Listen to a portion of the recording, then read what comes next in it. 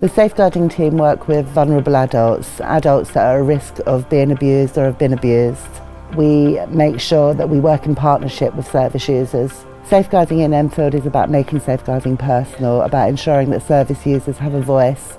Service users are the experts in their life and we're there to support and to help them. Having conversation with me, so together we can respond to a situation where there is abuse or harm. Doing this so I have control, choice and involvement. It's more than just being safe. It's about my quality of life and well-being. That's proud.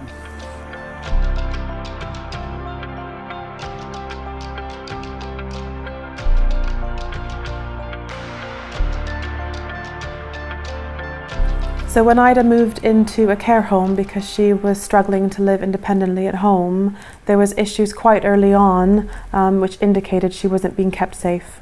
Ida, when she first went into the home, was really looking for a place that you could call a home, somewhere where she had friendships, where she was involved in activities, somewhere that she really wanted to stay. Unfortunately, at the care home, there was issues around staffing, there was issues about retention of staff, and there was also an issue about workload. And what that meant is that Ida wasn't receiving the care that she needed. There was an example where Ida's call bell was moved out of her reach. So if there had been an emergency, she wouldn't have been able to get the help that she needed. And moving a call bell intentionally is actually adult abuse. A safeguarding adults inquiry was raised, and I was asked to be Ida's advocate to support her at a time when she felt most vulnerable. I want to move somewhere else.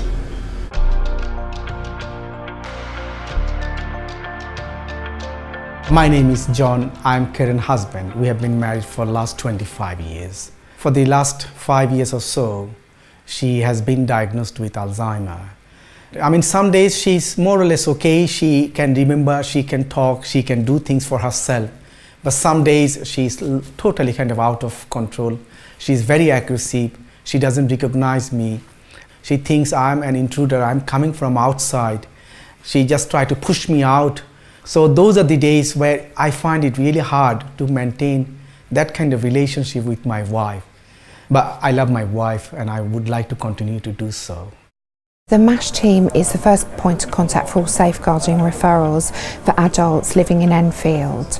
We make contact with the adult at risk, the adult at the centre of the safeguarding concern, to sort of talk to them about what might be happening, what they would like to happen, what outcomes they're seeking to achieve. Safeguarding historically has been quite process driven, where the adult at risk may not necessarily be as involved in the decision making process, and in some cases the adult at risk may not even be contacted as part of that process, whereas the approach that we take now is that that is the first and most important thing.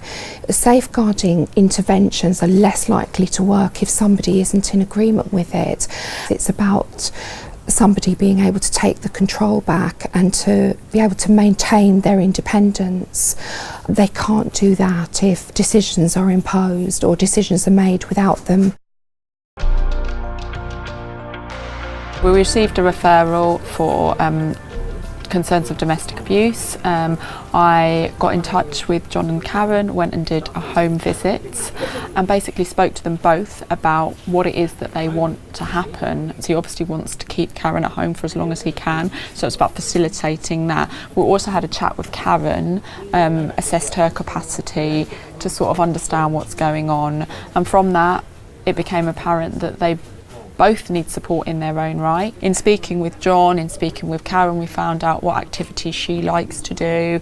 It was agreed that she could go try in day centres a couple of times a week, and we'd have a carer come and visit her, keep her safe while John's able to go out.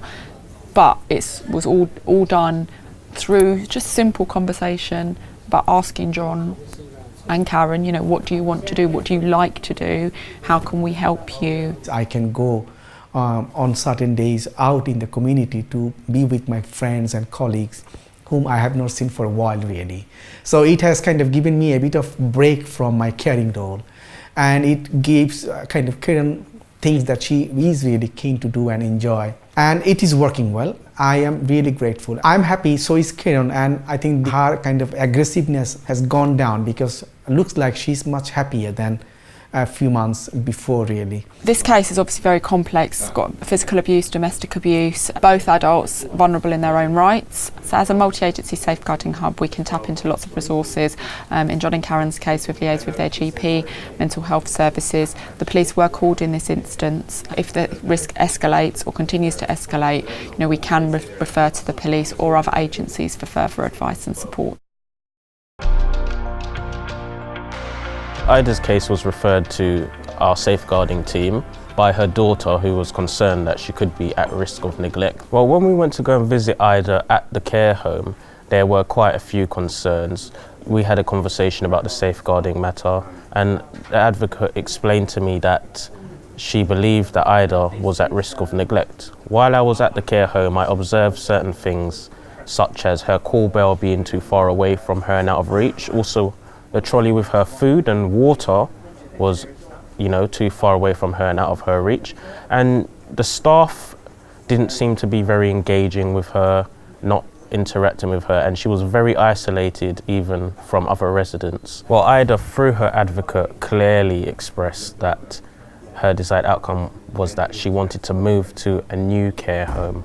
So what we then went about doing was going through the care management process in order to look for an adequate care home that would meet her needs. And I think the most important thing was that she had that voice in what happened next, and that we could find a safe place for her to live.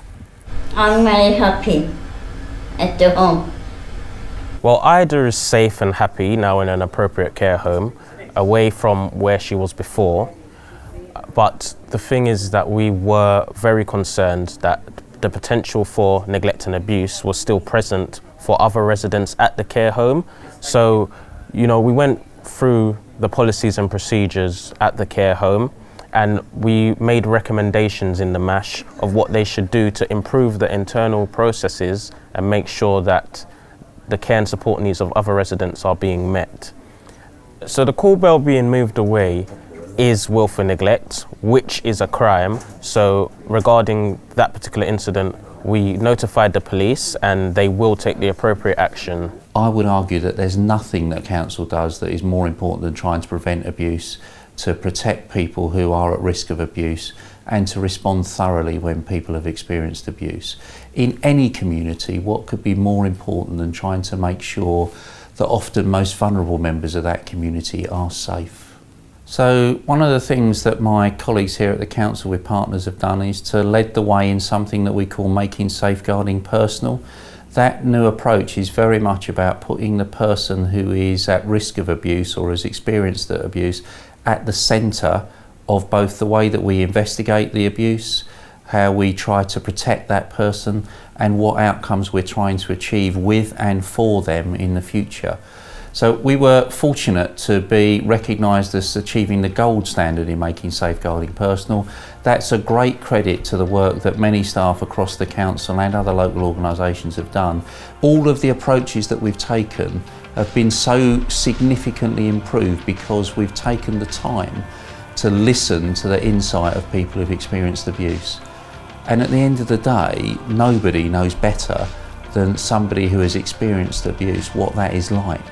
And nobody's voice should be louder or more influential in shaping the approach that we take.